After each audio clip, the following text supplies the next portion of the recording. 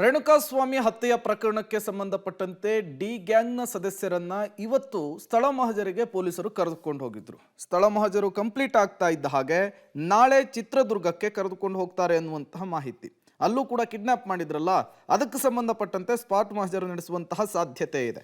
4 ಆರೋಪಿಗಳನ್ನ ಕರೆದೊಯ್ಯಲಿರುವಂತಹ ಕಾಮಾಕ್ಷಿಪಾಳ್ಯ ಪೊಲೀಸರು ಮಹಜರನ್ನ ಮಾಡ್ತಾರಂತೆ ಚಿತ್ರದುರ್ಗದಲ್ಲಿ. ರೇಣುಕಾಸ್ವಾಮಿಯನ್ನ ಚಿತ್ರದುರ್ಗದಿಂದ ಕಿಡ್ನಾಪ್ ಮಾಡಿದಂತಹ ಆರೋಪಿಗಳಾದ ರಾಘವೇಂದ್ರ, ಕಾರ್ತಿಕ್, ನಂದೀಶ್, ಪವನ್ನನ್ನ ನಾಳೆ ಬೆಳಗ್ಗೆ ಚಿತ್ರದುರ್ಗಕ್ಕೆ ಕರೆದೊಯ್ದು ಮಹಜರನ್ನ ಮಾಡುವ ಸಾಧ್ಯತೆ ಇದೆ. ಇನ್ನು ರೇಣುಕಾಸ್ವಾಮಿ ನಿವಾಸಕ್ಕೆ ಚಿತ್ರದುರ್ಗದ ಸಂಸದ ಗೋವಿಂದ ಕಾರಜೋಳ ಭೇಟಿ ಕೊಟ್ಟಿದ್ರು. ಚಿತ್ರದುರ್ಗದ ವೆಂಕಟೇಶ್ವರ ಬಡಾವಣೆಯಲ್ಲಿ ಅವರ ಮನೆಗೆ ಭೇಟಿ ಕೊಟ್ಟಿದ್ರು ಕಾರಜೋಳ ಅವರು. ಹತ್ಯೆಯಾದ ರೇಣುಕಾಸ್ವಾಮಿಯ ತಂದೆ, ತಾಯಿ, ಪತ್ನಿಗೆ ಸಾಂತ್ವನವನ್ನು ಹೇಳಿದ್ದಾರೆ.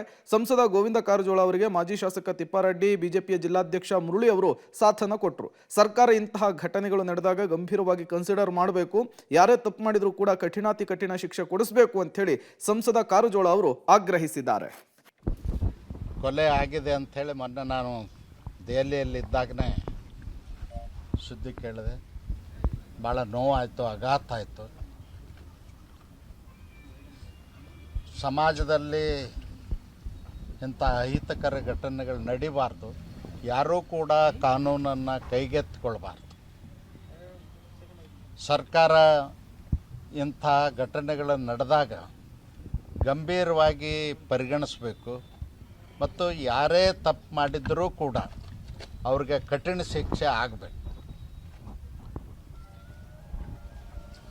ವಾರಗಟ್ಟಲೆ ಅವ್ರನ್ನ ಒಯ್ದು ಇಟ್ಕೊಂಡು ಚಿತ್ರಹಿಂಸೆ ಕೊಟ್ಟು ಕೊಲೆ ಆಗಿದೆ ಅಂಥೇಳಿ ಕೆಲವರಿಂದ ಮಾಧ್ಯಮಗಳ ಮೂಲಕ ನೋಡಿದಾಗ ಮನಸ್ಸಿಗೆ ಆಘಾತ ಆಯಿತು.